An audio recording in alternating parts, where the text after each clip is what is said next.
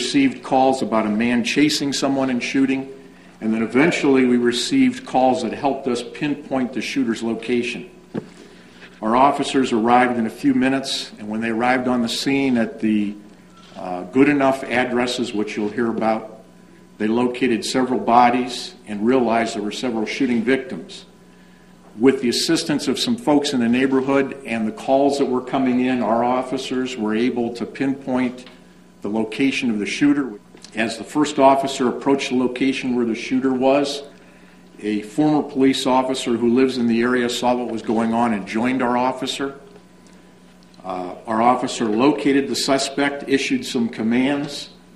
The suspect did not obey or did not go along with the commands, and the suspect was shot.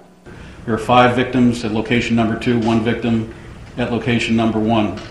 After those shootings occurred, the suspect fled north, or pursued Brian Johnson north through the backyards, all the way up to where you see location number 3, which is the location at the top of the screen, where Brian Johnson was found shot in the driveway in front of the residence.